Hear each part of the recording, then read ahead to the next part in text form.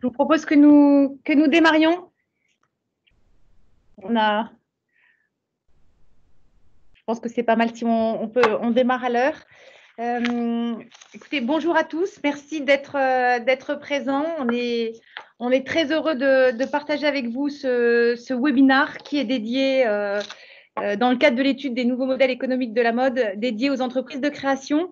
Je laisserai peut-être Clarisse et Pascal Morand vous dire un petit mot. En tout cas, moi, je voulais juste les remercier le défi et puis l'ensemble des fédérations d'avoir eu la chance de faire ce travail avec l'équipe KEA Partners et l'équipe IFM. Étude qui a été le fruit d'une initiative collective, et qui nous a permis en tout cas de pouvoir réaliser cette réflexion pour l'ensemble de la filière, dans un contexte évidemment où le monde évolue, la mode se réinvente, se transforme de manière absolument accélérée, avec de nouveaux acteurs, des changements radicaux de mode de consommation. Et ça a été une vraie chance pour nous d'avoir la confiance des fédérations et du défi pour pouvoir réfléchir aux voies de transformation de cette filière et surtout les voies de transformation des marques, quel que soit leur segment de marché, du mass market aux marques de création, avec ce webinaire qui vous est dédié, et d'identifier au fond quels sont aujourd'hui les modèles de réussite, comment certaines marques, quelle que soit leur taille, quel que soit leur segment, ont eu je dirais, cette capacité à pouvoir décrypter des signaux, anticiper et créer des modèles générateurs de valeur. Et l'objectif qui nous a été donné et le travail qui a été fait pendant ces quelques mois, ça a véritablement été de pouvoir comprendre dans le détail les composantes des modèles économiques à succès, les modalités de déploiement, de création ou de transformation des entreprises, et puis comment ça se traduisait concrètement, que ce soit dans les caractéristiques opérationnelles, mais aussi que ce soit dans les caractéristiques économiques et financières. Donc, je dirais que ça, c'était l'objectif de départ. Et avec, pendant ce travail-là, initié au mois de janvier, une crise absolument incroyable dans son intensité, qui nous a tous percutés, bien évidemment, qui a su démontrer que la filière et ses acteurs savaient réagir et se réinventer. Et évidemment, dans le cadre de cette crise, on a pris le soin de pouvoir aussi intégrer quels étaient pour la filière et puis pour chacun des modèles les facteurs de résilience, mais aussi les thèmes que nous avions commencé à étudier, qui sont devenus des thèmes totalement amplifiés après la crise. On va avoir avec Xavier et puis Sylvie le plaisir de vous présenter cette étude de manière synthétique. On va très concrètement passer un premier temps de présentation pour, vous faire partager un certain nombre d'enseignements généraux sous la houlette de Xavier. Après, Sylvie prendra le soin de vraiment de redescendre dans le détail les composantes des modèles, des marques de création. Et puis, en dernier temps, on vous remettra en perspective les paramètres de ces modèles gagnants en vous faisant voyager très rapidement dans les thématiques que nous avons explorées dans le cadre de cette étude. Juste avant que je laisse la parole à Clarisse et Pascal, en termes de modus operandi pour cette réunion, je vous remercie tous de pouvoir éteindre vos micros pendant notre présentation. On est assez nombreux ce soir. Sachez que des sessions précédentes, on a eu vraiment la chance d'avoir des sessions, alors la première dédiée au mass et au mid-market, la deuxième dédiée au luxe accessible, d'avoir vraiment la joie de pouvoir interagir de manière très dynamique avec les participants via le fil de la discussion Teams. Donc, n'hésitez pas à écrire, réagir, et on prendra le soin au fil de la présentation de vous répondre et de pouvoir rebondir. En termes de timing, on a prévu une petite heure de présentation et puis, pour ceux qui le souhaitent, de garder du temps en fin de séance pour pouvoir échanger et répondre à vos questions, vos remarques, etc. etc. Je voudrais laisser la parole peut-être à Clarisse et Pascal avant qu'on rentre dans le vif du sujet. Bonjour, merci. Alors, cette étude, effectivement, du défi et des fédérations était véritablement une étude souhaitée par tous depuis déjà plusieurs mois, parce que nous sommes tous au contact des entreprises et nous voyions bien que beaucoup de choses évoluaient, que des transformations très profondes étaient à l'œuvre, et nous avions effectivement estimé nécessaire à la réalisation de cette étude. Cette étude a été pensée à démarrer bien avant le Covid. On n'imaginait même pas que ça puisse exister. Et ce qui est extrêmement intéressant, c'est que cette crise du coronavirus a juste montré, validé tous les signaux faibles que nous entrevoyions auparavant. Cette étude a bénéficié de l'extraordinaire expertise de toutes les fédérations, effectivement du défi évidemment, et puis grâce à KEA et l'IFM. Et j'allais dire qu'aujourd'hui, nous sommes dans une situation où les quelques mois que nous vivons constituent une accélération du temps incroyable. Je crois que l'on peut dire qu'aucune des conclusions ne nous a vraiment surprise, mais aujourd'hui, c'est l'ampleur, c'est la vitesse à laquelle il faut engager les choses. Cette étude se veut extrêmement pragmatique, effectivement, et de donner des clés réellement aux entreprises pour analyser leur propre business et évoluer vers justement des modèles gagnants. Donc encore une fois, merci à toute l'équipe de l'IFM et de KEA pour ce travail, et à toi Pascal. Merci Clarisse. Je voudrais dire deux choses. Bon, la première, effectivement, c'est que, sans revenir sur l'historique de l'étude, je me souviens de cette réunion qu'on a eue tous ensemble, c'était au défi, avec les responsables des autres fédérations professionnelles et Clarisse. Et on a décidé de faire ça ensemble aussi, d'ailleurs, comme soutien pour la stratégie aussi du défi, parce que tout repartait sur les modèles économiques, enfin, sur l'idée, sur la prise en compte des modèles économiques et l'évolution des modèles économiques. Donc faire aussi un outil stratégique, mais ça a été bien au-delà de ce qu'on avait imaginé. Et d'ailleurs, la réunion d'aujourd'hui, comme les autres, en est la preuve. Et c'est vrai qu'il y a des modèles économiques très différents. D'ailleurs, il y a des webinars différents. Mais on s'était dit à ce moment-là collectivement qu'on a tous un point commun absolument central, c'est la mode. Et ça a pu être réalisé. Donc, on s'est tous beaucoup impliqués dans tout ça, avec les équipes de la, je pense les équipes de la fédération, c'est les autres fédérations, mais ça a pu être réalisé tout ça grâce au soutien à la grande application et grâce au soutien financier du défi. Et donc, merci Clarisse d'avoir fait en sorte que tout ça puisse marcher, parce que c'est très important. Alors, moi, je voudrais dire que c'est vraiment une étude, vous allez voir, si vous ne la connaissez pas, c'est une étude où vous allez vous retrouver dans certains aspects, et c'est une étude qui repose sur une brillante expertise, l'expertise conjointe de KEA et de l'IFM, respectivement avec des projets respectivement pilotés et conjointement pilotés, donc avec Céline qui était chef de projet, moi aussi avec Xavier et bien sûr très impliqué. Je vois pas tous, mais je vois Sylvie en face de moi et Sylvie Coumeau qui est là et qui va, je crois, intervenir également. Donc je ne vais pas citer tout le monde, vous allez le faire. Moi, je pense qu'il y a plusieurs choses. D'abord, je vous dis déjà en amont que c'est une étude où il n'y a pas de pipeau. Il y a zéro pipeau. Et c'est une chose assez rare. Il n'y a pas tellement souvent les études, il y a des choses, il y a des choses un peu qui peuvent parfois manquer un peu de profondeur ou autre. Non, là, il n'y a pas. Il n'y a pas qu'on dise du pipeau et de la flûte, il n'y en a pas. Donc, et ça prend chacun des points et chacun des points est approfondi. Donc, en le lisant, soit ça conforte votre opinion, ou alors ça la démentir, et ça vous permet d'approfondir. Je pense qu'il y a également ce bien fondé d'avoir des webinars par public spécifique, et je salue très amicalement les membres de la fédération qui sont présents, jeunes et moins jeunes, ceux aussi qui ne sont pas nécessairement membres ou pas encore, mais qui participent, qui sont participants dans le calendrier, et ceux qui sont ni l'un ni l'autre, mais qui sont également des marques, qui sont également impliquées dans la création. Nous n'avons pas le monopole de la création, mais c'est un point commun qui réunit le public d'aujourd'hui, d'avoir la création comme marque centrale. Je voudrais vous dire aussi que c'est utile pour vous de lire, alors vous allez voir la présentation dédiée, mais de lire aussi ce qui est dédié aux autres types de modèles économiques, parce qu'il y a des transversalités, il y a des échanges, et c'est bien aussi de voir ce qui se passe dans les autres segments de marché.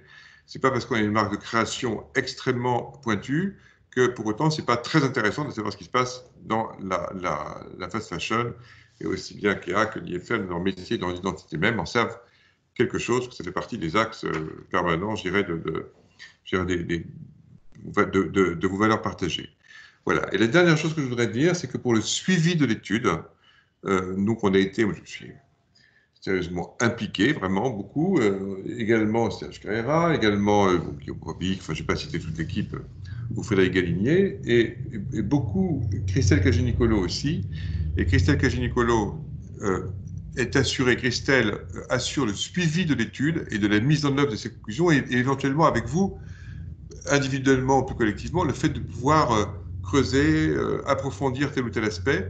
Donc pour nous, selon la formule coutumière, c'est pas le commencement, c'est la fin du commencement de l'étude et d'un travail conjoint avec vous tous.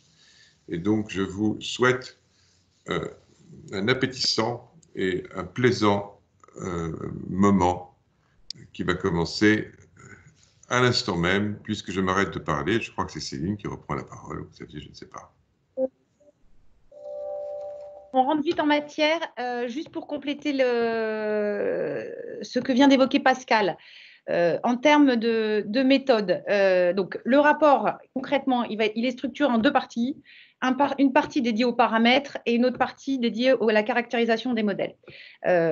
Pour chacune des parties, vous avez la possibilité d'utiliser, d'exploiter cette étude avec plusieurs niveaux de lecture, avec à chaque fois la possibilité qui vous est donnée d'avoir un regard extrêmement rapide avec un résumé, une synthèse en un clin d'œil. Donc, vous verrez, il y a des pictos.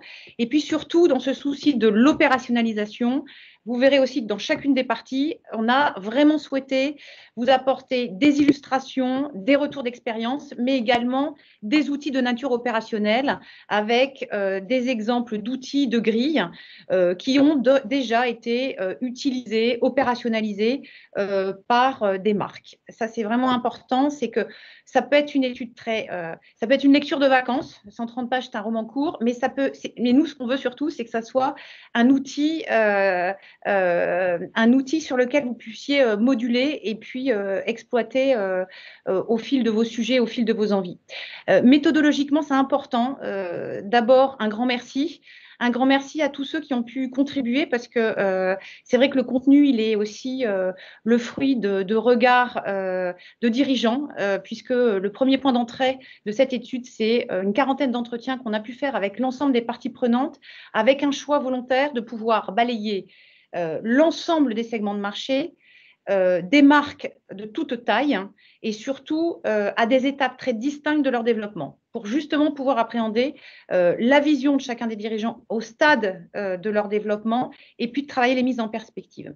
C'est véritablement ces séquences-là de travail très approfondies qui nous ont permis vraiment de valider les paramètres et puis de mettre en perspective un travail fondamental qui a été fait en parallèle, qui est une analyse de données financières publiques, donc avec des sources publiques françaises et internationales, et qui nous ont permis de pouvoir avoir une première base de caractérisation de modèle, puisqu'on a regardé ça en dynamique, et de rebondir et d'enrichir. Évidemment, le dernier point d'entrée dans la réflexion, c'est tout le travail, je dirais, de recherche récurrente qu'on peut faire et de publication récurrente que l'on peut faire, que ce soit côté IFM et côté KIA Partners, avec cette idée d'avoir des regards extrêmement convergents et complémentaires. Voilà, je dirais, le socle méthodologique. Et dans ce cadre-là, je voudrais tout particulièrement remercier pour les marques de création, ceux qui nous ont donné de leur temps et surtout la richesse de leur regard, et en particulier l'équipe Acné, Bruno Pavlovski, Riccardo Bellini, Guillaume de Seine, Sophie Duruflet pour Isabelle Marant, Sidney Toledano, Ralph Soledano, Catherine Jacquet pour le maire, Gilles Das pour la maison Kitsune, Marine Serre, et puis Bastien Daguzan pour Paco Rabanne, Barbara pour Rosanna et Gilles pour Y Project. J'espère n'oublier personne. En tout cas, merci à eux, puisque c'est aussi dans ces exercices-là qu'on peut véritablement enrichir. Je vous invite à lire, dans le cadre de cette étude, leurs regards croisés d'une très grande richesse. Pour démarrer, donc, ce qu'on se propose avec Xavier, c'est de pouvoir vraiment vous faire une première synthèse et les premiers enseignements globaux de l'étude. Ce qui nous a beaucoup marqué, en fait, et c'était quelque part le souhait qu'on avait, qui était de rejeter une vision univoque et de ne surtout pas chercher à caricaturer la réflexion en un seul modèle. Ça a été quand même la convergence des points de vue, et ce, malgré la richesse et l'hétérogénéité des marques. Et si on devait vous donner une vision globale en un clin d'œil, ce qui ressort véritablement de l'ensemble des analyses et des entretiens, et en particulier post-crise, c'est cette idée qu'aujourd'hui, les modèles gagnants impliquent un certain nombre de prérequis qui sont absolument les mêmes pour tous. La deuxième chose, c'est que vous verrez, on va vous l'aborder dans une version un petit peu courte. On a des thématiques, on a des paramètres qui sont des absolues priorités opérationnalisées, et on vous montrera dans un instant le niveau de priorisation et le niveau de maturité que les dirigeants interviewés évaluent sur chacun de ces paramètres. Des caractéristiques transverses qu'on détaillera, qui sont de la même façon exactement les mêmes, quel que soit les acteurs, et puis des facteurs de résilience post-Covid qui ont été fortement soulignés depuis quelques semaines. Si je reviens très rapidement sur les prérequis, ce qu'il faut retenir, je pense qu'il y a 3 points clés qui ressortent. C'est plus que jamais, et évidemment pour les marques de création, c'est un point d'entrée, un point de fondation, cette idée d'avoir une singularité dans la proposition de valeur, avec, au-delà du postulat de faire de la création le centre et le cœur de toute fondation, ce qui est souligné dans ce prérequis, c'est la constance dans la promesse, le sens, le rôle plus global dans la société, et cette capacité à pouvoir exprimer la puissance créative, mais également les valeurs. Donc ça, c'est un point qui est revenu, et une fois de plus, évidemment très sensible pour vous, mais plus globalement, extrêmement sensible, y compris pour des marques pour qui c'est un point de challenge majeur quand on est une marque historiquement avec une cible large et une proposition de valeur très générique, voire moyennisante.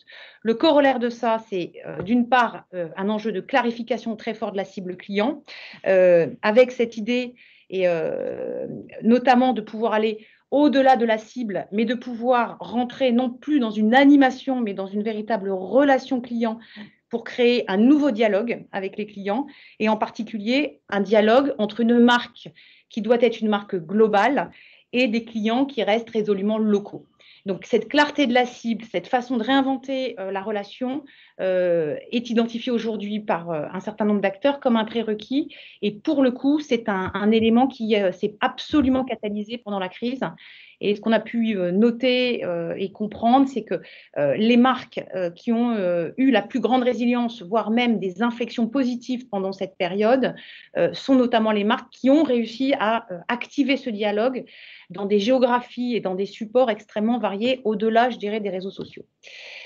Et qui implique évidemment un contenu de marque, une ligne éditoriale qui dépasse le produit. Le deuxième élément majeur en termes de prérequis, c'est l'activation d'une stratégie RSE. Et quand je dis activation, c'est totalement sans, je dirais, un degré absolu. Ça, c'est extrêmement important. On le verra dans le détail dans un instant. Le prérequis, c'est l'activation, en assumant parfaitement une logique de petits pas, mais en étant convaincu que sur ce champ-là, on a des actions, on a de la réalité versus de l'apparence, et qu'on a résolument, quel que soit le modèle, quelle que soit la marque, un travail engagé, tangible, porteur de sens pour les clients et porteur de sens pour les collaborateurs dans cet axe-là, où plus que jamais, au-delà de la dimension E de environnementale, la dimension S, c'est-à-dire sociale et sociétale, a une résonance toute particulière. Le dernier élément, l'avant-dernier élément, c'est la capacité à s'ouvrir sur l'international. C'est vrai pour tous les segments, et pour votre segment en particulier, et cette capacité à pouvoir se déployer dans des modèles et dans des déclinaisons variables. Le dernier point, et qui a été noté, et puis vous verrez dans les facteurs de résilience, c'est encore un élément qui s'amplifie, c'est l'excellence opérationnelle et la capacité à piloter cette excellence. On a beaucoup de témoignages, notamment de dirigeants de marques de création, qui ont lourdement appuyé cette idée du bon produit, cette idée de l'excellence de la signature relationnelle dans les modèles de vente et cette idée de finalement de sécuriser chaque jour cette capacité à délivrer dans les attendus et dans l'exigence qui est souhaitée pour chacune des marques. Ça également, ça a été un point absolument transversal, quel que soit le segment. Sur les thèmes, Xavier, je te laisse commenter les résultats de cette enquête. Oui, bien sûr, bonjour. Pour faire suite à l'introduction de Céline, on a détaillé dans la première partie de cette étude 5 thématiques qui sont des thématiques communes à l'ensemble des segments et qui sont de nature à bâtir ou à renforcer la singularité économique existant dans le secteur. Dans ce slide, vous voyez 2 choses. D'abord, quels sont les thèmes principaux qui font partie des sujets stratégiques selon les entreprises qu'on a interrogées. Ça, c'est le slide de gauche. Et à droite, quels sont ceux sur lesquels il y a déjà des actions qui ont été initiées et sur lesquelles des choses avancent de façon concrète. Alors, le premier thème, c'est évidemment le thème de la RSE. Céline en a parlé, qui prend dans le secteur de la mode des formes qui sont extrêmement protéiformes, puisque ça peut aller évidemment de sujets comme le sourcing, la traçabilité, la logistique, le transport, le made in, la seconde main, etc., etc. Et on voit que cette thématique aujourd'hui est une thématique qui a fait l'objet de la part de la majorité des entreprises, et on le reverra dans les marques de création, non seulement d'un intérêt, mais véritablement d'actions concrètes, très opérationnelles, et qui parfois sont des actions distinctives des modèles économiques. Le deuxième thème qui est très important, c'est le thème de la création de valeur au travers de toutes les stratégies qui sont les stratégies data. Et donc, l'objectif est de passer d'une logique product-centrique à une logique client-centrique, et qui fait que mettre le client au cœur de la stratégie d'une entreprise nécessite la mise en place d'un certain nombre d'outils. Et on s'aperçoit, pour être très schématique sur ce domaine, que la problématique autour des data, qui est stratégique pour 100% des entreprises, la problématique n'est pas d'abord due à des problèmes qui sont des problèmes, je dirais, technologiques, c'est d'abord dû à une problématique qui est une problématique stratégique. Qu'est-ce qu'on fait de la data? Quel est l'objectif stratégique dans les entreprises de collecte de la data et d'utilisation de la data? Qu'est-ce qu'on en fait pour augmenter la valeur client? Donc, c'est ce qui ressort de ce deuxième thème, dont on voit que 80% des entreprises qui ont démarré, 92% pardon, des entreprises ont déjà démarré des actions dans ce domaine. Le troisième thème, c'est le thème de la refonte du modèle marchandise, c'est-à-dire globalement tout ce qui est la chaîne de valeur, qui est un thème qui, pour 84% des entreprises interrogées, fait partie de la priorité stratégique et qui est crucial, mais dont on voit quand même que pour la mise en œuvre opérationnelle, encore 34% des entreprises n'y ont pas touché, alors que c'est un thème qui est extrêmement important, puisque toutes les thématiques autour de la désirabilité, autour de la réduction du besoin en fonds de roulement, autour de la décote, sont des thématiques qui sont absolument majeures et centrales dans les business models des entreprises et qui sont transversaux, quels que soient les segments de marché sur lesquels on s'appuie. Le quatrième thème, c'est un thème lié autour de la culture et des dynamiques de transformation. 60% d'entre vous considèrent qu'il est stratégique. Et c'est évidemment un thème des pratiques managériales et qui est d'autant plus important que dans le monde incertain, extrêmement volatile dans lequel nous sommes, l'adaptation des cultures et des organisations sont des éléments clés dans la transformation des entreprises et dans le fait que les entreprises, quel que soit leur segment, doivent se tourner vers un maître mot qu'on utilisera beaucoup aujourd'hui, qui est celui de l'agilité. Et enfin, le dernier thème, c'est le thème de l'innovation. Et on voit que l'innovation, seuls 36% d'entreprises considèrent que c'est un élément crucial dans leur stratégie, et 58% des entreprises n'ont pas encore abordé la thématique de l'innovation, mais on voit quand même que c'est quelque chose qui monte parce que l'innovation, elle touche tous les segments de l'entreprise, la traçabilité, la fiabilité, l'opérationnalité des processus de production.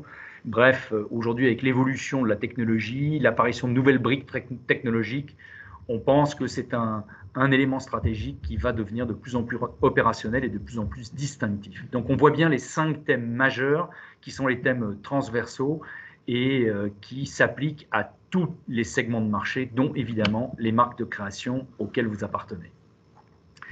Le deuxième élément par rapport à ces thèmes transversaux sur lesquels je voudrais insister, si on peut changer le slide, c'est que dans la caractérisation des modèles gagnants, il n'y a pas un modèle gagnant. Les 3 conclusions de l'étude sur les modèles gagnants pourraient être résumées de la façon suivante. La première conclusion, c'est que il y a aujourd'hui dans les modèles gagnants un maître mot qui est l'hybridation. Les modèles gagnants, c'est-à-dire ceux qui sont les plus résilients et qui ont le plus de facteurs de performance possibles, potentiels pour l'avenir, sont ceux qui ont des points d'ancrage multiples. C'est-à-dire qu'ils s'adressent à des marchés qui sont des marchés locaux et internationaux, qui peuvent avoir des canaux de distribution physiques et digitales, qui peuvent avoir des sources d'approvisionnement lointaines et proches, qui peuvent avoir des collections qui sont des collections permanentes plus des collections spot, bref, qui s'appuient sur des points d'ancrage multiples. Et évidemment, ça a l'air trivial, mais plus les points d'ancrage sont multiples, plus les zones de risque sont pondérées. Et dans ces périodes qui sont des périodes de volatilité et d'incertitude absolue, il est absolument nécessaire, et on le voit bien dans les modèles que nous avons étudiés, de s'appuyer sur une multitude de points d'ancrage. La deuxième conclusion, c'est que les modèles gagnants sont des modèles qui ont réussi à maîtriser l'espace-temps et à maîtriser l'espace géographique tout court. Et avec deux maîtres mots, d'abord la rapidité. On est dans un monde qui est un monde qui change énormément. Et donc aujourd'hui, sur toutes les chaînes de valeur de l'entreprise, que ce soit le sourcing, que ce soit la mise en avant des produits, la mise sur le marché des produits, la notion de rapidité d'exécution est absolument vitale. Et on va s'apercevoir, et notamment sur les marques de création, que celles qui performent le plus sont celles qui sont capables de raccourcir le temps entre la stratégie et la mise en œuvre et l'exécution, la mise en œuvre opérationnelle de cette stratégie. Et le deuxième maître mot, c'est évidemment la flexibilité. Flexibilité des coûts, flexibilité des sourcings, flexibilité des organisations, qui évidemment permet, dans ces périodes d'incertitude que nous traversons, d'avoir des structures suffisamment souples pour pouvoir s'affranchir des aléas des marchés qui sont ceux que nous connaissons aujourd'hui et que nous connaîtrons par la suite. Enfin, le troisième élément caractéristique des modèles gagnants, Céline en a parlé tout à l'heure, c'est la qualité d'exécution. Il est absolument évident, et d'ailleurs on dit souvent que les entreprises françaises sont souvent des modèles en matière de stratégie, mais ont des problèmes dans la qualité d'exécution. On s'aperçoit que les modèles gagnants aujourd'hui sont des modèles dans lesquels l'exécution des décisions est absolument clé. Et on va voir que l'enjeu consiste à choisir un certain nombre de priorités et à mettre en œuvre l'emphase sur l'exécution. Et ces générateurs d'engagement, à la fois d'engagement interne, c'est-à-dire des équipes qu'on focus et qu'on priorise, et dans des périodes difficiles, l'éparpillement des tâches, l'éparpillement des priorités est quelque chose qui est extrêmement néfaste. Il faut se focuser sur des tâches principales. Et donc, ces générateurs d'engagement à la fois en interne, de fidélisation des collaborateurs, et ces générateurs d'engagement en externe au travers de tous les partenaires avec lesquels les entreprises travaillent.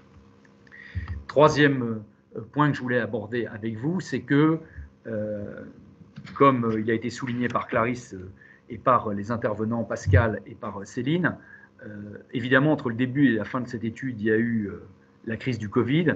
Elle n'a pas appris ou révélé des choses, mais fait que renforcer, ce que disait Clarisse, les signaux faibles. Et en tout état de cause, les modèles gagnants qui ont été analysés, et quels que soient les segments de marché sur lesquels ils se situent, et c'est particulièrement vrai des marques de création, on s'aperçoit qu'il y a un changement de paradigme accéléré par cette crise et qui nécessite de se reposer des questions extrêmement simples. Quelle est la raison d'être de mon entreprise? Et aujourd'hui, l'idée de la redéfinition de la raison d'être implique ou impose l'idée de la redéfinition des priorités stratégiques dont je parlais tout à l'heure. Deuxième question, c'est la question de la croissance. Les profils de croissance. Croissance locale, croissance internationale, croissance d'un réseau de distribution, croissance des réseaux de distribution, croissance d'un segment de clientèle, croissance des segments de clientèle. Le rythme de la croissance et évidemment le financement de la croissance sont au cœur des stratégies pour demain. Et là encore, l'idée n'est pas de faire de la croissance pour de la croissance, mais de choisir un modèle de croissance et de s'y tenir. Et ça, c'est un deuxième élément qui est un élément transversal dont on reparlera tout à l'heure. Troisièmement, et je l'ai déjà abordé, le monde incertain et la volatilité des années que nous traversons et qui nous attendent implique une agilité des organisations. Les organisations, encore une fois, doivent être focusées sur des priorités stratégiques et avoir la capacité en termes d'exécution à s'adapter à des évolutions de marché qui sont extrêmement brutales et incertaines. Et enfin, dernier élément qui est la conséquence de l'agilité, c'est la variabilisation des coûts. Variabilisation des coûts qui est absolument nécessaire puisque, évidemment, plus on a de coûts variables, moins on a de coûts fixes, moins on a de coûts fixes, plus on a la capacité à traverser des périodes qui sont des périodes difficiles. Et puis, derrière la variabilisation des coûts, on s'aperçoit, et la crise que nous traversons le démontre, la culture du cash est absolument fondamentale. La gestion des entreprises ne se fait plus simplement en fonction de logique de P&L, mais elle se fait en fonction de logique de cash. Et à partir du moment où on a une stratégie qui est focusée sur une logique de cash, ça change évidemment les priorités et ça nécessite d'adapter les organisations et les stratégies à cette nouvelle priorité. Alors si on rentre maintenant dans ces modèles gagnants dont je vous parlais tout à l'heure, nous avons fait effectivement un certain nombre de webinaires thématiques sur différents modèles gagnants. Et ces modèles gagnants, on les a segmentés évidemment en fonction de différentes caractéristiques. Première caractéristique, c'est évidemment la nature des gammes. Le secteur de l'entrée de gamme est un secteur évidemment qui a été déterminé par des prix moyens de produits inférieurs à 50 € et dont les caractéristiques sont différentes du second segment qui est celui du milieu de gamme, qui est différent de celui du segment du premium et du luxe abordable. Et donc là, on va focuser aujourd'hui avec Sylvie maintenant notre attention sur les marques de création et sachant qu'à l'intérieur de chacun de ces segments, on a distingué aussi des caractéristiques très précises qui viennent justifier quelle entreprise appartient à quel segment. Et on l'a fait au travers de chiffres clés, c'est-à-dire l'analyse vraiment dans le détail des données financières des entreprises. Et puis évidemment, on a essayé d'adapter des modèles en termes de dynamique de croissance. Alors si je regarde aujourd'hui la caractéristique des entreprises, des marques de création, il y a 5 caractéristiques majeures qui regroupent ces marques dites de création. Alors même si elles sont un peu schématiques, mais il a bien fallu trouver des caractéristiques pour identifier ces segments. Première caractéristique, c'est que le prix moyen des produits est plutôt haut de gamme, c'est-à-dire qu'on a considéré qu'il était supérieur à 500 €.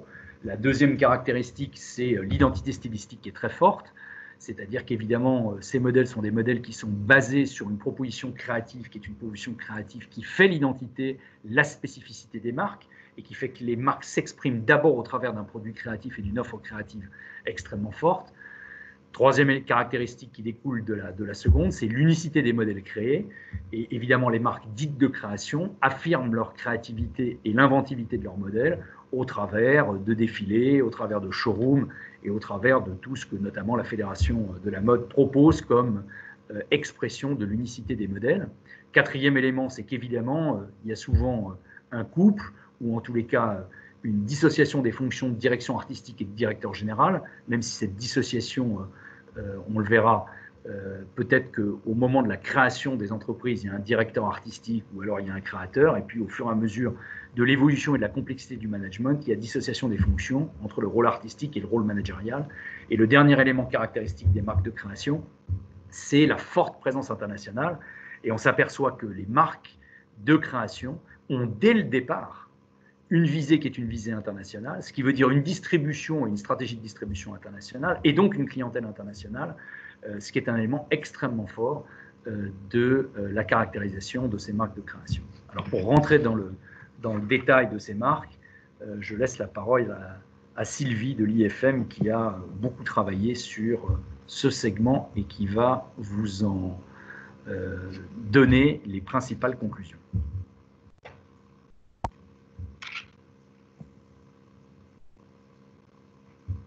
Est-ce que Sylvie est là?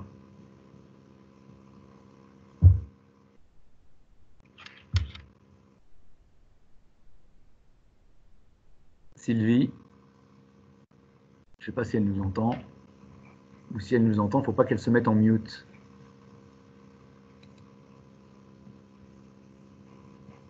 Sylvie, je pense que ton micro est en mute si tu nous entends.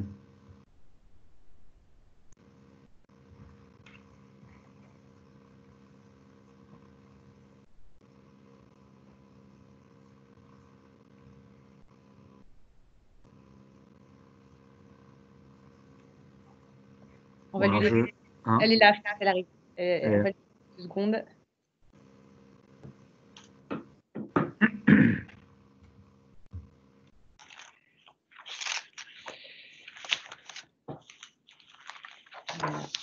Excusez-moi. Me voilà, on me l'avait désactivé, je ne retrouvais plus comment le réactiver. Bonjour à tous, merci d'être là. Donc effectivement, les enjeux des marques de création, comme l'indiquait Xavier il y a à peu près 2 minutes, une forte internationalisation et ce dès la première saison, et ce pour accroître la cible des consommateurs, pour une bonne et simple raison, c'est que le prix ne permet pas un développement national important. Et pour augmenter la visibilité et la désirabilité des produits. Le second point, c'est une stratégie de wholesale international ultra sélective pour profiter de la notoriété et de la visibilité des points de vente les plus emblématiques dans leur rôle de sélectionneur et d'éditeur de marques, ce qui permet aux marques de création de gagner un temps précieux dans leur développement et leur positionnement.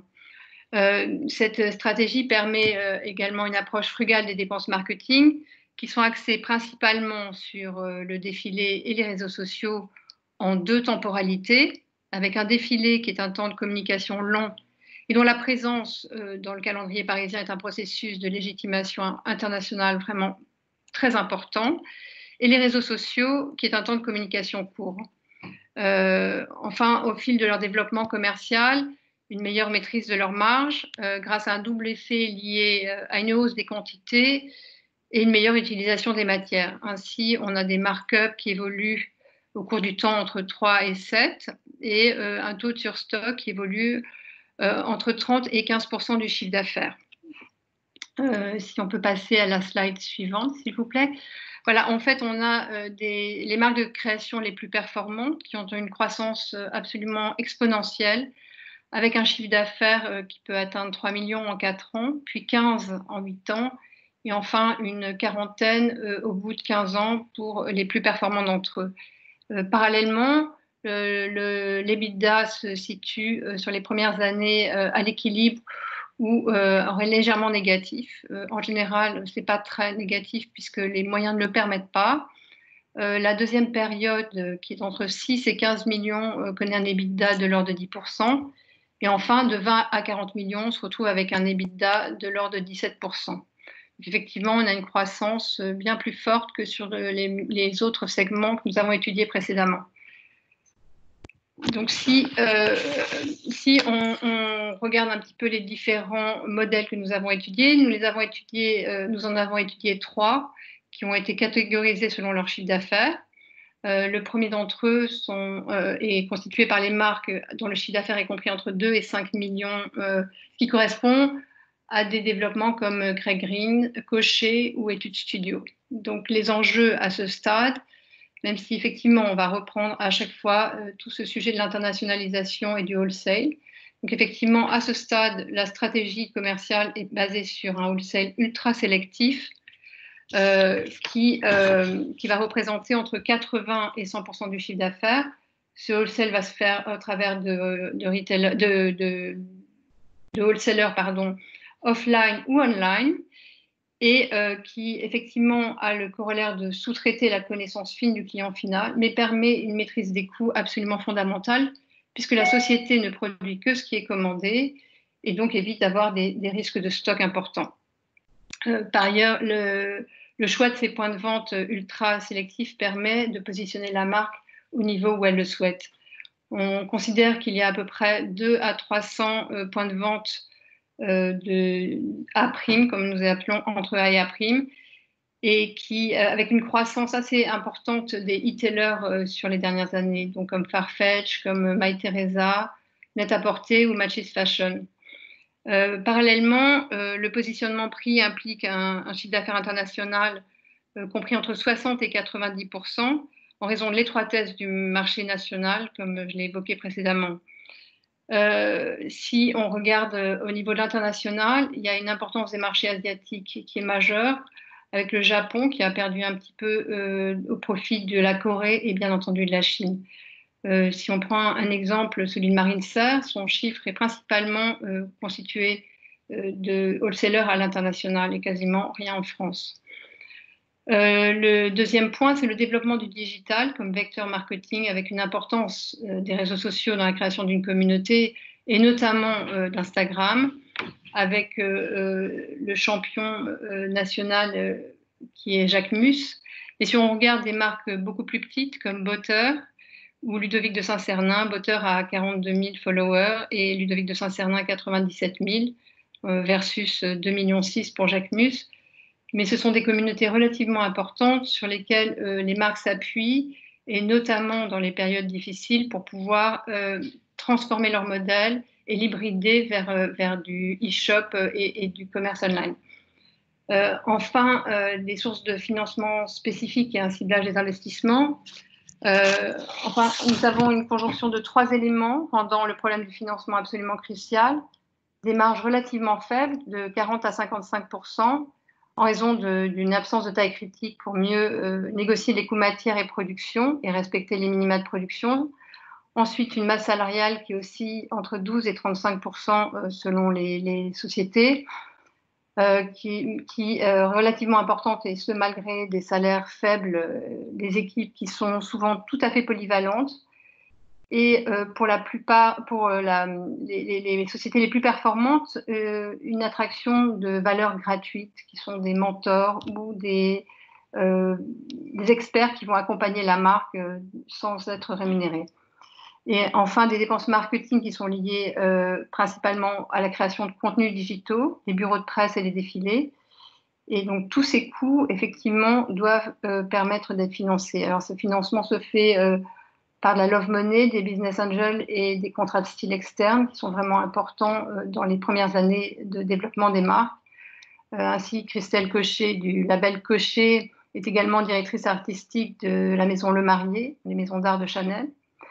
Et puis, on a effectivement les prix qui sont accélérateurs de notoriété et qui peuvent par ailleurs amener du cash dans l'entreprise, puisque par exemple, le premier prix de l'Andam et le prix LVMH sont tous deux dotés d'une somme de 300 000 €, ce qui est quand même une aide très importante au départ pour financer la croissance et le besoin en fonds de roulement de ces sociétés. Et le Festival de Hyères est un accélérateur également important. Et si on prend l'exemple du label Botter, où Rouchemi Botter et Lizzie Herbrook ont été sélectionnés pour être les DA de la marque Nina Ricci, juste après avoir gagné le prix de Hyères.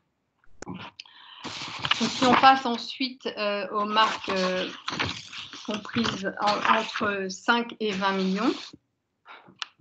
Donc, ces marques sont par exemple Marine Serre, Le Maire, Officine Générale, Alexandre Vauthier ou Giambattista Valli.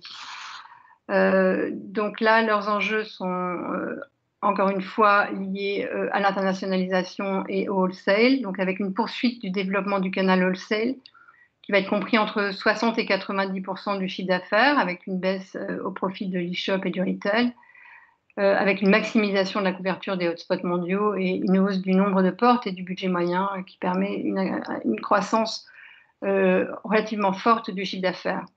Enfin, l'accélération des ventes sur l'e-shop, qui devient le premier canal de distribution géré par la marque et qui permet de structurer et de fluidifier le parcours client et qui va représenter entre 5 et 20% du chiffre d'affaires. Ensuite, l'ouverture des premières boutiques avec un retail qui va représenter entre 5 et 10% du chiffre d'affaires, qui permet de décliner l'image et l'univers de la marque et de construire une relation directe avec les clients, ce qui est absolument fondamental et encore plus aujourd'hui, puisque cette relation a permis à de nombreuses marques de s'en sortir durant la crise du Covid. Enfin, crise qui est toujours là d'ailleurs. La première boutique, en général, est ouverte dans le pays d'origine de la marque. Ensuite, on a une stabilisation du markup avec un cost of goods de 40 à 50% qui se rapproche des ratios normatifs du segment. Et on doit considérer qu'à cette étape de développement, l'EBITDA doit être positif. Ensuite, il y a la possibilité d'activer des collaborations stratégiques qui permettent effectivement d'augmenter la désirabilité de la marque, de s'étendre vers de nouveaux territoires ou clients. Ces collaborations sont très appréciées des millénials et de la clientèle chinoise notamment. Et à cet égard, Virgil Abloh fait figure vraiment d'exemple avec des collaborations avec des marques comme Nike, Jimmy Choo, Ikea, Evian, des lieux comme Le Bon Marché, des artistes comme Kanye West ou Murakami. C'est vraiment le roi des collaborations. Et enfin, nous avons le dernier modèle gagnant que nous avons étudié, qui correspond aux marques comprises entre 20 et 50 millions, qui correspondent à des marques comme Jacquemus, Anne de Meulemeester, Vêtements, ou Jonathan Anderson. Donc là, on a à ce stade de développement une fragmentation des schémas de distribution, avec un wholesale qui s'établit à entre 35 et 90% du chiffre d'affaires et qui permet un accès rapide à certains marchés internationaux à un coût bien moindre. Le retail qui continue à se développer en représentant 5 à 45% du chiffre d'affaires et qui permet l'incarnation de la marque et l'expérience client. Et enfin, le e-shop qui permet la diffusion de la marque et qui lui-même représente entre 5 et 45% en fonction des différentes marques. Il est clair que le wholesale a souffert énormément pendant cette crise du Covid et qu'on a une accélération de la retailisation, même des marques les plus petites, pour pouvoir sauvegarder leur marge et développer mieux le développement de la diffusion de leur marque. Pardon. Enfin, le deuxième point, la structuration des équipes, avec une spécialisation des équipes et des profils plus experts et plus expérimentés. Dans les premiers temps, nous avons surtout des profils qui sont des couteaux suisses. Et à un stade de développement, il est vraiment fondamental que des experts puissent améliorer l'opérationnalisation de la stratégie qui a été définie. Et ensuite, on a une stabilisation de la marge brute avec un taux similaire à ceux de l'industrie du luxe, avec un cost of goods de l'ordre de 30 à 40% du chiffre d'affaires. Et enfin, une diversification des produits, qu'elle soit vers l'accessoire, comme Jacquemus, ou une nouvelle ligne de prêt-à-porter, comme Jacquemus également, avec le lancement de l'homme relativement récent, et Ami, qui lui avait une ligne masculine pendant 8 ans et a lancé une ligne féminine récemment également. Si on reprend une étude de l'IFM sur le poids du prêt-à-porter, on a à peu près, pour les marques qui sont inférieures à 20 millions, un prêt-à-porter qui représente 90% du chiffre d'affaires. Ce pourcentage passe environ à 80% quand on est entre 20 et 100 millions. Et au-delà, les accessoires prennent vraiment le pas sur le prêt-à-porter et l'activité des marques. Donc voilà, ça, ce sont les trois modèles gagnants que nous avons étudiés. Pour quelques exemples, au-delà de 50 millions, on a Off-White qui fait 161 millions de chiffre d'affaires en 2018. Isabelle Marant qui fait plus de 150 millions. Ou Dries et Maison Margiela, Dries Van Noten, pardon, et Maison Margiela. Donc nous avons identifié 2 pépites que sont Jacquemus et Off-White. Donc Jacquemus qui peut être caractérisé par une authenticité poussée à l'extrême. Cette société a été créée en 2009, a aujourd'hui 2,6 millions de followers et des prix relativement inférieurs aux standards des marques de création. On peut caractériser cette marque par des collections qui sont au service de l'image, qui sont courtes, faciles à comprendre, instagrammées et industrialisées, et une proximité via les réseaux sociaux, puisque le créateur joue à fond la carte du personal branding. Et cette authenticité a été créée vraiment en rupture avec la vision inaccessible du luxe. Off-White, de son côté, correspond vraiment à une consécration du street dans les rayons du luxe.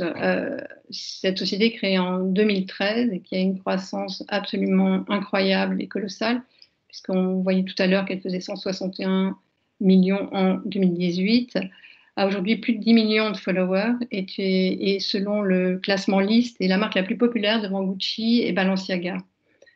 Ce sont des produits des produits à l'influence street qui sont dynamisés par de nombreuses collaborations dont nous avons parlé tout à l'heure, avec un engouement très fort qui a été véhiculé par un réseau de célébrités absolument unique et une force logistique incroyable apportée par le groupe New Guard.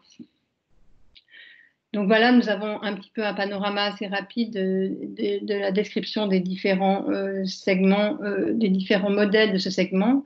Et maintenant, nous allons rentrer dans l'analyse des différentes thématiques et leurs parallèles par rapport à ces marques-là. Donc Céline, si tu veux bien reprendre. N'hésitez pas si vous avez des questions sur cette première partie. On prend le temps qu'il faut pour pouvoir rebondir, sachant que pour le coup, par ailleurs, en termes d'inflexion, je pense post-crise, je pense que je dirais que l'un des points majeurs, si je reprends la caractérisation des modèles, c'est quand même une évolution du mix qui va quand même être très très forte en faveur du digital. Et ça, je pense qu'il y a des impacts en termes d'OPEX, on le verra dans un instant, que ce soit par rapport au modèle marchandise, mais aussi par rapport aux allocations d'investissement. Je pense qu'on a, je dirais, une dynamique et une caractérisation qu'on a pu prendre et tirer par rapport à ce qu'on avait pu voir par ailleurs, mais je dirais que dans les inflexions, on a véritablement, je pense, une évolution du mix qui va être très, très forte dans les prochains mois et prochaines années. Alors, on vous emmène avec Sylvie dans un voyage très rapide, un voyage fugace de 4 axes sur 5 pour réinventer ou inventer les modèles économiques gagnants de demain dans la mode. On va se prêter à un exercice où l'idée, c'est pour chacun des 4 axes, très rapidement vous donner des points d'entrée et une synthèse de ce qui est ressorti de l'étude, et avec cet exercice de la part de Sylvie d'intégrer les spécificités de votre segment pour appréhender dans quelle mesure ces axes, ces paramètres peuvent être activables et opérationnalisables pour les marques de création. Je vais commencer par le premier thème, qui pour moi est un thème cœur. Alors, puisqu'en fait, ce thème, c'est celui de la culture d'entreprise et de la capacité à transformer les organisations, les pratiques, et au fond, de pouvoir créer des marques, des entreprises véritablement alertes, si je fais mention et si je mets en perspective le contexte dans lequel on s'inscrit aujourd'hui, un contexte incertain, un contexte complexe où les transformations s'accélèrent. Et un des points, je dirais, marquants dans les paramètres des modèles gagnants, c'est au fond cette capacité à pouvoir faire émerger une nouvelle espèce d'entreprise, des entreprises en voie d'apparition on s'est permis d'appeler entreprise alerte. Et au fond, l'entreprise alerte, c'est une entreprise qui, au fond, permet aux dirigeants de développer avec ses équipes un modèle adaptatif ouvert sur son écosystème. Alors, on a essayé, c'est juste de conceptualiser le plus simplement possible ce que ça voulait dire et comment ça se traduisait très concrètement. Et on a été marqué dans le cadre de nos réflexions avec les dirigeants qu'on a pu solliciter, de voir à quel point ce concept et ce dessin extrêmement simple résonnait. Et en particulier, parce que en plus j'ai oublié de le citer tout à l'heure, alors qu'il a largement contribué à l'étude, Nicolas Santiveille d'AMI, à quel point cette réflexion était convergente avec ce qui aujourd'hui semble être pour les dirigeants un modèle gagnant. C'est-à-dire au fond un modèle qui a 2 axes, un axe, je dirais, une forme de verticalité. Cette verticalité, c'est la capacité d'une marque dans ses valeurs, ses fondements, à s'appuyer sur des actifs matériels, immatériels, et qui sert de base, au fond, à un sens et un cap qui crée non seulement de l'aspiration pour ses clients, mais aussi, surtout, de l'aspiration pour ses équipes. Et cette verticalité, aujourd'hui, elle est quand même relativement forte pour un certain nombre d'acteurs. Et en tout cas, c'est ça qui permet une véritable cohérence entre la valeur, le discours et puis les actes.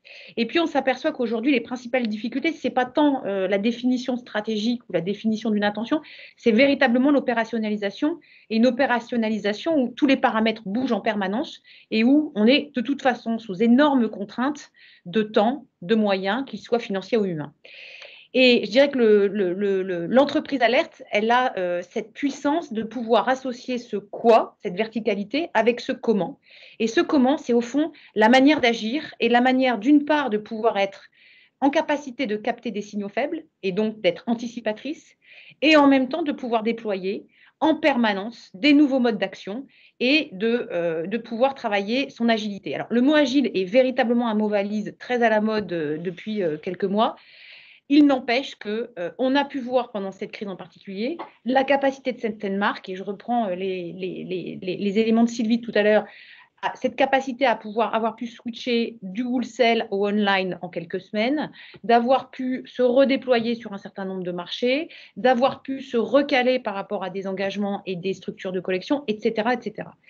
Et au cœur de tout ça, en fait, je dirais le cœur de réacteur, c'est la capacité très concrète à pouvoir créer et générer de l'autonomie au niveau des équipes et d'avoir cette capacité à activer au niveau des équipes, quelle que soit leur taille, cette capacité à se tromper, tester, avancer et déployer des modes d'action multiples. Moi, j'ai été marquée dans les témoignages, notamment d'Andrea Baldo, par exemple, le CEO de Gagny, de dire, au fond, on a une marque qui a une culture très forte, avec une alliance d'une vision stylistique suédoise et un esprit très tech, puisque le couple fondateur, lui, était vraiment très issu de la tech. Et en même temps, un point majeur aujourd'hui qui est exprimé par Andrea Baldo, de dire attention, malgré notre croissance, malgré les caps que l'on atteint, on a ce devoir de ne pas être corporate trop rapidement. Et justement pourquoi? Pour pouvoir garder cette culture d'entreprise et cette capacité à faire des équipes non pas couteau suisse, parce que en fait leur stade de développement, on n'est plus au stade du couteau suisse, on est bien au stade d'entreprise avec des équipes focalisées et formées, mais des équipes qui, dans leur métier, dans leurs compétences, gardent cet esprit, gardent cette culture des fondateurs de pouvoir se tromper, mais surtout de ne pas prendre de retard. Voilà.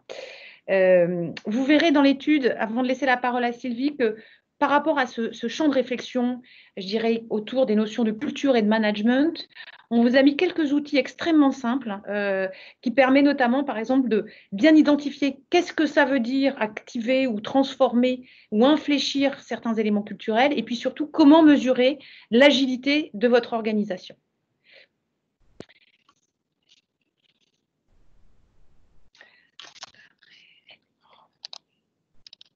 Sylvie, on ne t'entend pas. Sylvie. Non, pardon, me voilà, pardon.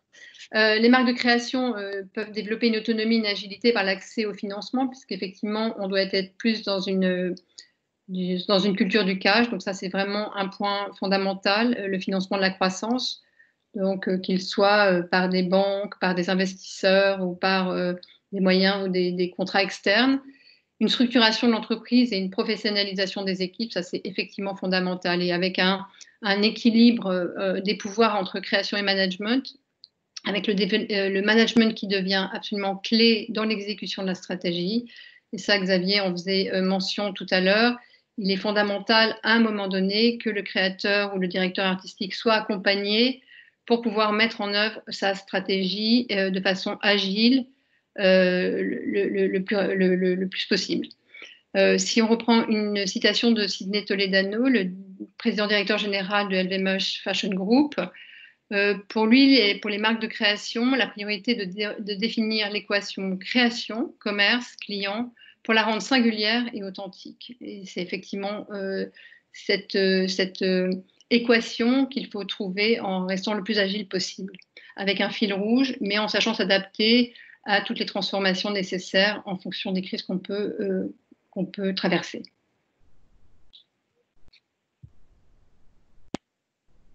Donc on peut passer, voilà.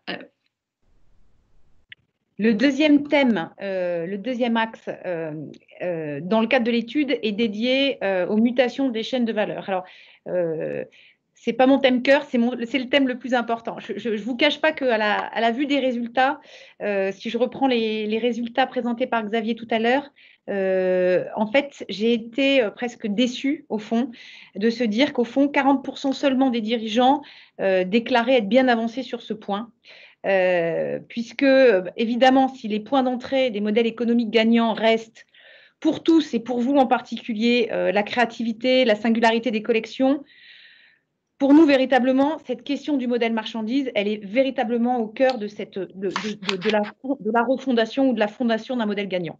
Et aujourd'hui, c'est vrai qu'on a un certain nombre de modèles, et en particulier les modèles de masse, qui ont aujourd'hui atteint leurs limites et qui n'ont d'autre choix, au fond, pour survivre et se réinventer, de transformer fondamentalement ces modèles marchandises. Alors, on s'est permis là très rapidement de vous remettre quelles étaient les limites identifiées dans le cadre de l'étude et comment aujourd'hui elles se traduisent très concrètement, avec au fond un certain nombre de, malheureusement, trop d'indicateurs qui sont passés du orange au rouge et qui font que cette refondation devient une absolue nécessité. D'abord, la rigidité des structures de collection et des calendriers d'offres qui a été identifiée comme une des limites par tout le monde, avec des spécificités évidemment sur chacun des segments, mais qui fait qu'aujourd'hui, on a des structures qui ne répondent plus véritablement aux besoins des consommateurs. On a des entrées de saison qui sont, pour la plupart des acteurs dans le secteur, synonymes d'absolue contre-performance, et avec, au fond, quand on remonte la chaîne, des pratiques achats qui poussent au surengagement et qui, au fond, sont contre-performantes et qui impliquent d'acheter in fine du chiffre d'affaires par la promotion et de subir une érosion mécanique, j'ai envie de dire, de l'EBITDA par un poids croissant de la décote. Et ça, j'ai envie de dire que ce soit des acteurs retail traditionnels, mais quand on est aussi exposé au wholesale, on se retrouve également dans les mêmes problématiques, avec cet enjeu, au fond, d'essayer à tout craint de pouvoir reprendre la main sur son destin. Ce qu'appellent de ses voeux, d'ailleurs, beaucoup de patrons de grandes maisons, de se dire, au fond, si on veut défendre et si on veut développer les marques de création, il faut absolument les aider à justement se mettre en capacité de reprendre la main et de ne pas souffrir une exposition trop forte par rapport à la décote. Alors, concrètement, ça veut dire quoi? Ça veut dire une remise en cause quand même fondamentale des saisons, une remise en cause du calendrier de l'offre et de la façon dont on crée les collections. Sylvie évoquait nos exemples pépites. On voit bien qu'aujourd'hui, ces exemples, elles sont quand même adossées à des mécanismes de création de désirabilité forte, notamment par rapport à des logiques de on-demand ou des logiques de drop. Et puis, on a aussi des acteurs et des acteurs gagnants qui ont su finalement s'affranchir de cette pression de la marge brute et qui ont impliqué pour un certain nombre d'acteurs, je dirais, le basculement dans des circuits longs avec ce manque de visibilité totale en travaillant des modèles qui nativement sont des modèles qui décrètent une indépendance relativement forte à la décote avec de la transparence de prix et de la construction de prix qui sont des prix qui permettent une forme de désensibilisation à la décote, c'est-à-dire des prix qui sont plus calés et moins exposés à la décote. On vous met quelques indicateurs qui sont plus des indicateurs issus d'acteurs de moyenne gamme, et je dirais que l'intérêt de vous les présenter, c'est aussi de souligner à quel point ces notions de suivi de taux d'engagement avant saison et donc de flexibilisation, de capacité à jouer sur du lead time, et là je fais écho à ce qu'évoquait Xavier sur la question de l'hybridation, la capacité à pouvoir remonter la vente moyenne hebdomadaire, de pouvoir piloter son taux d'écoulement et son taux de démarque, sont aujourd'hui, je dirais, les éléments absolument stratégiques d'un cockpit de pilotage qui sont au cœur de ces modèles gagnants. En termes de leviers, une fois de plus générique, 3 leviers ont été relevés et vous verrez largement investis dans l'étude. Le premier, c'est la réinvention du calendrier d'offres, et très honnêtement, là, nous, on est en train véritablement de voir énormément de marques, quelle que soit leur taille, quel que soit le segment, qui sont en train d'engager une vraie révolution dans l'idée de s'affranchir des calendriers standards pour pouvoir se réinventer dans une expression de besoin plus orienté client, donc avec une rationalisation, une démoyennisation des potentiels produits et un pilotage dynamique des écoulements. Deuxième levier, ce que j'évoquais, c'est cette idée de pouvoir être extrêmement flexible, de gagner en réactivité et de pouvoir s'engager le plus tardivement possible avec aujourd'hui des approches qui mixent les bassins de sourcing, qui permettent du double sourcing, mais également des solutions qui permettent du lean management de production textile jusqu'à du travail du on-demand. Et puis le levier numéro 3, c'est l'optimisation des soldes et des promotions. Alors, stimulé pour certains par des nouvelles approches de type drop ou on-demand, comme je l'évoquais, actionné par un travail très fin aujourd'hui et de plus en plus fin qui doit se faire sur la partie data, avec véritablement, une fois de plus, une capacité par la data à pouvoir travailler la décote avec des choix et des arbitrages entre marge, volume et cash, et une capacité aussi à pouvoir gagner significativement des gains de décote, y compris dans des contextes comme celui que nous vivons aujourd'hui.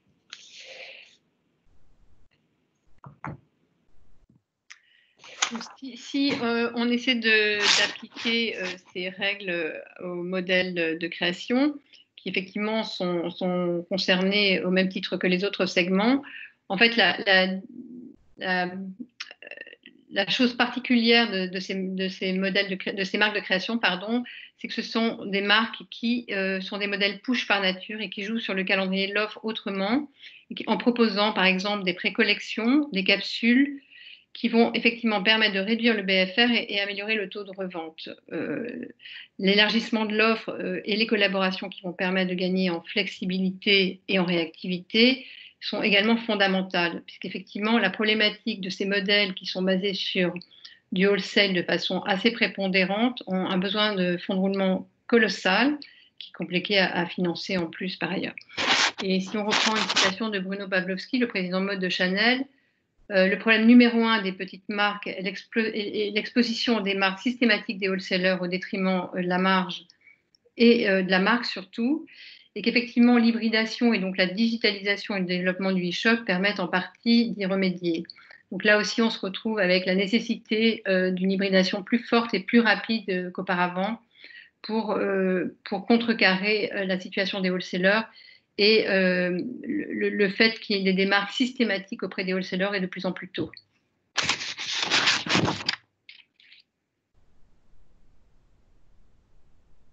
Le troisième axe, l'approche par la valeur client. Alors, ça, c'est une thématique majeure qui va bien au-delà de la question de l'orientation client ou, je dirais, la relation client, puisqu'aujourd'hui, vas-y. Ah oui, alors excusez-moi, ça arrive un peu.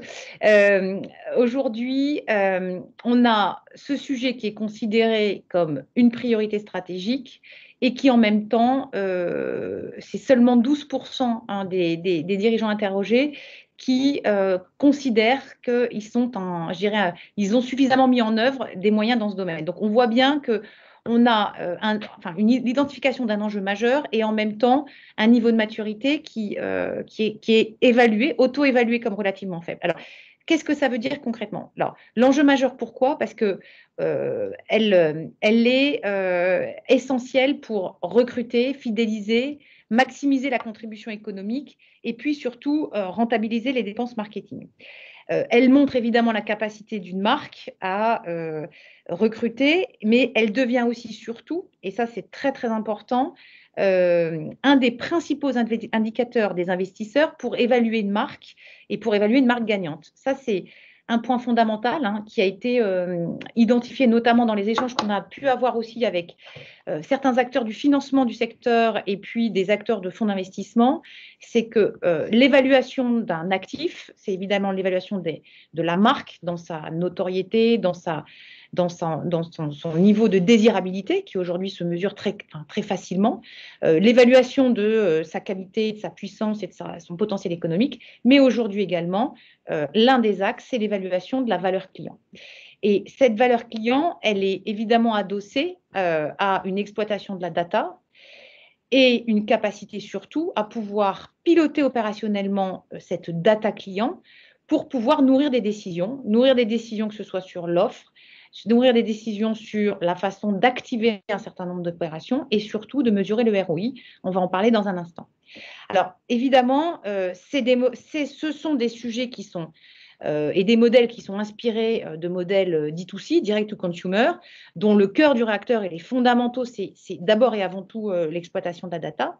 Il n'en reste pas moins que, je dirais, les enseignements de l'étude, c'est que cette stratégie data, elle est accessible à tous les acteurs, avec les moyens du bord pour, au fond, structurer, analyser les données et en tirer des enseignements concrets.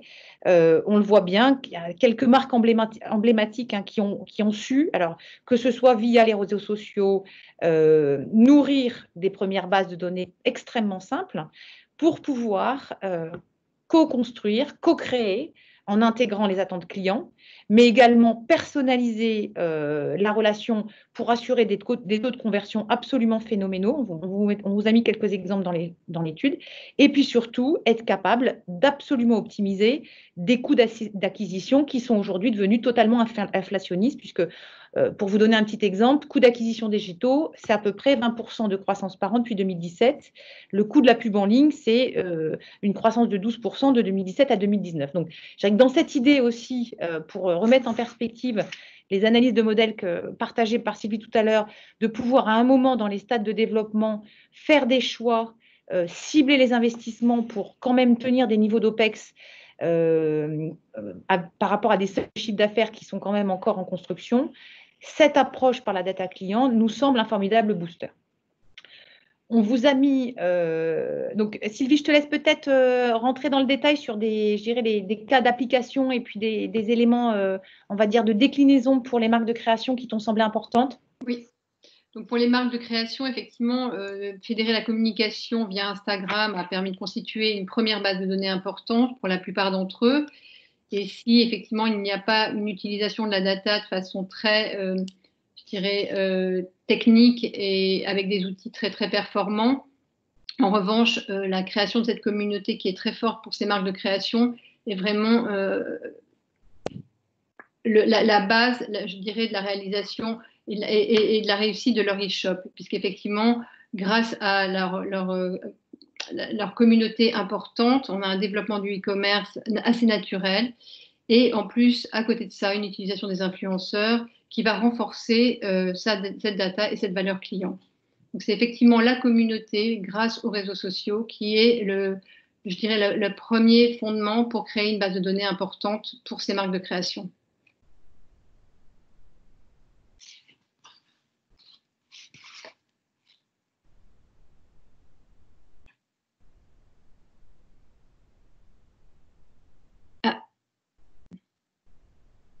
Céline, on ne t'entend pas.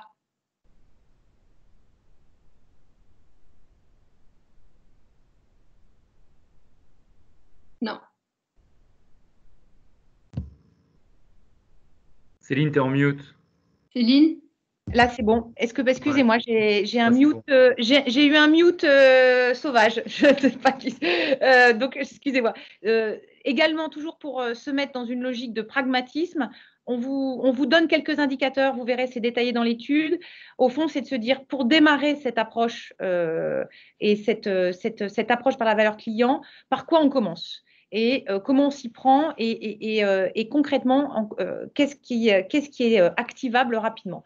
Donc, vous verrez, c'est des acronymes qui peuvent paraître un peu barbares, mais ce sont des éléments et des indicateurs qui nous semblent extrêmement intéressants à activer. Et une fois de plus, quel que soit l'état de l'art, si tant est qu'on a une base structurée, donc on a la Customer Lifetime Value, donc c'est cette capacité à se dire au fond, est-ce que ma marque, est-ce que je suis capable de pouvoir travailler la durée de vie de ma relation client et dans quelle mesure je suis capable de piloter cette durée de vie qui me pousse à personnaliser mon programme. Donc ça, c'est une fois de plus, si je remets en perspective par rapport à ces notions de private equity, c'est aujourd'hui un des indicateurs qui est demandé de manière absolument prioritaire, comme l'ARPU, c'est-à-dire évidemment le revenu moyen par client et cette capacité à se dire qu'on est capable de développer des stratégies distinctes en fonction des zones, en fonction des profils. Et pour les marques qui ont notamment la capacité de pouvoir activer des profils très juniors et très 15-25, c'est par exemple un indicateur extrêmement important parce que ce sont des profils et des segments de clientèle qui sont suivis spécifiquement. Le troisième indicateur type, c'est ce qu'on appelle le ROMI, donc Return on Marketing Investment. Je fais écho à ce que je disais tout à l'heure. Compte tenu des investissements et de l'inflation des investissements marketing et notamment du marketing digital, il y a un enjeu à pouvoir travailler le retour sur investissement des opérations et en particulier cette capacité, en fonction de profil client, de mesurer l'impact et le retour des investissements et surtout de stimuler cette idée du cross-selling qui va bien avec cette idée qu'en tant que marque de création, on a aussi la capacité d'élargir les univers. Le dernier volet, c'est la notion de cohorte qui fait écho à ce que j'évoquais tout à l'heure sur le terme d'ARPU, c'est au fond comment j'arrive à gréer et piloter de manière la plus détaillée possible des bases clients avec l'émergence de communautés et d'approches qui me permettent de dédier des moyens. Voilà, c'est quelques exemples. Vous verrez dans le détail la façon dont on peut construire ces indicateurs et surtout les activer. Le dernier axe qu'on avait envie évidemment de partager avec vous, c'est la RSE. Alors, au cœur des business models de la mode, aujourd'hui, cette dimension et cette thématique-là, elle est évidemment poussée par les consommateurs, les marques, et puis le cadre législatif, bien évidemment. Un des points d'appui dans le cadre de l'étude, ça a été de s'adosser à une étude client qui a été menée en 2020 pour mesurer, je dirais, l'attente des consommateurs en termes de taux d'engagement. Je dirais qu'au-delà des chiffres, vous aurez le détail dans l'étude, ce qui est absolument remarquable, c'est, je dirais, la croissance, puisqu'en 2 ans, le taux attendu d'engagement des marques a pris 10 points. Et donc, avec cette idée de dire, au fond, l'attente aujourd'hui, quel que soit le segment de marché, quel que soit le type de marque, d'ailleurs, qu'on soit dans la mode et plus largement dans le service et dans l'industrie, c'est un attendu clair et net de marques engagées. Alors, cette thématique, elle peut soit s'inscrire nativement dans la stratégie de marque, et aujourd'hui, on voit bien qu'on a des Sustainable Native Brands qui ont su démontrer leur singularité et leur succès. Et notamment, on a aujourd'hui dans le segment Marine Serre, qu'évoquait Sylvie tout à l'heure, qui a fait, je dirais, de sa marque, un exemple particulièrement singulier, exemplaire autour de cette notion-là. Et puis, évidemment, les marques qui ont fait l'objet d'une transformation plus récente de leur modèle économique, avec cette idée de pouvoir rentrer soit partiellement, soit complètement dans une réflexion globale autour de l'éco-conception, le transport, l'upcycling. Bon, je pense qu'on a tous en tête l'exemple de Stella McCartney, mais en tout cas de pouvoir véritablement engager une démarche de transformation, de refondation, en prenant tout ou partie des champs que je vous détaillerai dans un instant. Et puis, la troisième typologie d'acteurs, c'est évidemment les modèles économiques émergents qui répondent totalement aux tendances de consommation, que ce soit de la seconde main, l'abonnement ou la location, avec, pour les marques de création, des acteurs qui sont devenus quasiment incontournables. On pense à Vestiaire Collective, on pense à Brandon Runway, qui aujourd'hui font également la preuve d'un succès économique et surtout d'une réponse pertinente à des attentes consommateurs. Je reviens sur cette question de fondation ou de refondation du modèle dans une logique d'éco-conception. Il y a un point d'entrée qui est quand même très intéressant, qui est quand même cette idée de l'eau qui monte, en fait. Et au fond, ce qui hier était de l'ordre de l'engagement et je dirais de l'engagement différenciant exceptionnel, fait quasiment partie de la norme aujourd'hui. Et donc, il y a quand même toute une réflexion pour les marques de se dire au fond, comment j'engage et à quel point j'engage cette réflexion autour de la RSE. Et là, je fais un zoom sur la dimension plutôt environnementale et sociale, avec cette idée de pouvoir quand même, et bonne nouvelle, une fois de plus, quel que soit le niveau de gamme et quelle que soit la taille de l'entreprise, engager des actions très concrètes, tangibles, de la phase de conception à la production, en transport logistique, commercialisation, utilisation et puis évidemment upcycling. On vous a mis, je ne vais pas rentrer dans le détail, énormément d'exemples. Je pense que ce qu'il faut retenir, c'est deux choses. C'est évidemment sur ce champ-là, la marche, il y a cet effet cliquet et ce que nous on a relevé, c'est que le Covid n'a absolument pas obéré les actions qui avaient été engagées. Bien au contraire, on a plutôt une réaffirmation, voire une amplification. Qu'aujourd'hui, cette logique de stratégie de petits pas fait que le champ des possibles est absolument incroyable et on observe une créativité absolument colossale dans les réflexions autour de la co-création, de l'upcycling, etc., etc. Donc, on vous a mis beaucoup d'exemples et qui, je trouve, sont vraiment source d'inspiration. Et puis le deuxième message que je voulais vous donner, je dirais un message en termes globalement, c'est qu'évidemment l'actualité récente va tendre aussi à renforcer les actions engagées en matière de responsabilité sociale et sociétale, avec un point important qui est cette question du Made in, avec une capacité aujourd'hui de pouvoir travailler un engagement complet ou partiel des marques, alors qui structure bien évidemment le modèle de rentabilité, mais qui joue à plein dans cette idée de démarche engagée. Sylvie, je te laisse compléter.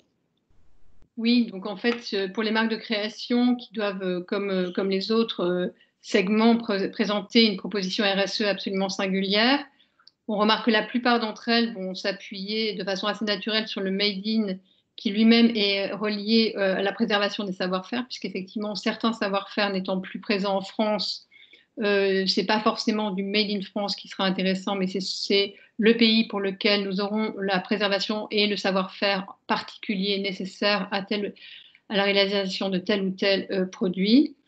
Et puis évidemment, comme l'a évoqué Céline, l'upcycling avec en tête de proue Marine Serre, mais également des marques plus petites comme Cocher, qui se sont développées énormément sur cette notion d'upcycling. Et chez Marine Serre, c'est un véritable engagement politique de leur part. C'est bien plus que juste quelque chose d'anecdotique.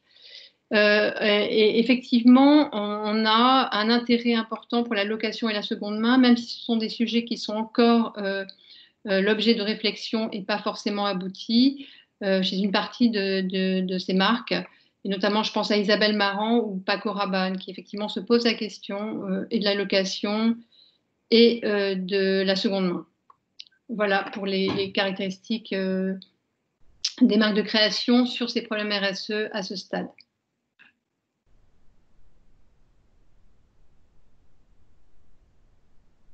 Je vais dire un mot pour conclure, parce que je pense qu'il est temps de conclure. Évidemment, on n'a pas pu rentrer dans le détail de tout ce que cette étude recèle. Et comme disait Pascal en introduction, il n'y a pas de pipeau, donc c'est basé que sur des constatations, des études approfondies à la fois de données et d'entretiens très approfondis qu'on a eu avec une quarantaine et un peu plus de marques. Globalement, en type de conclusion, ce qu'on peut dire, c'est que cette étude, elle ouvre des perspectives qui sont des perspectives de renouvellement pour la filière. Ce qu'on a voulu, c'est essayer de dresser des futurs possibles, de mettre en exergue des axes de progrès activables, de mettre en lumière les paramètres sur lesquels des entreprises peuvent s'appuyer pour faciliter leur rebond pour demain. Bien entendu, comme il a été évoqué, il n'y a pas une solution gagnante, il y a des axes de progrès qui sont activables. Il y a une multitude de paramètres sur lesquels les entreprises peuvent s'appuyer. Et évidemment, et c'est d'ailleurs réconfortant, il n'y a pas une vision univoque d'une voie à prendre pour pouvoir favoriser la croissance de demain. Il y a plein de chemins possibles. Il y a plein d'exemples concrets qui ont été évoqués d'entreprises qui, chacune sur des terrains très particuliers, chacune avec des choix stratégiques très forts et auxquels elles se tiennent, montrent la diversité des solutions possibles.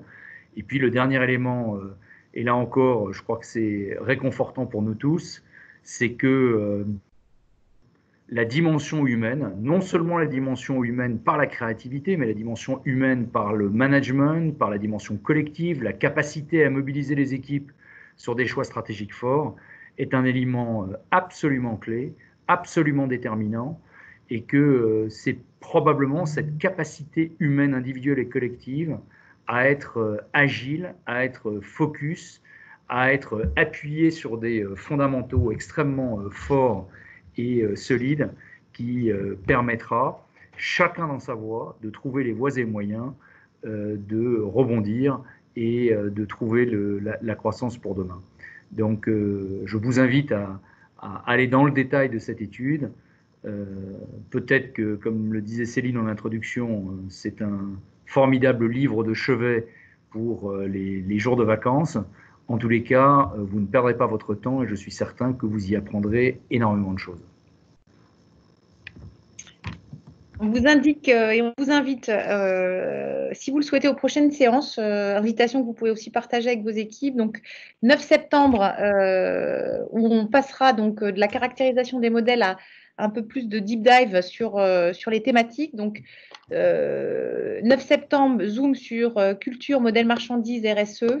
Et puis, 11 septembre, Zoom sur valeurs clients, innovation et culture. Voilà, donc vous êtes tous les bienvenus. Et merci de votre attention et je vous laisse, si vous le souhaitez, intervenir, réagir, nous questionner, nous challenger pendant quelques minutes avec grand plaisir.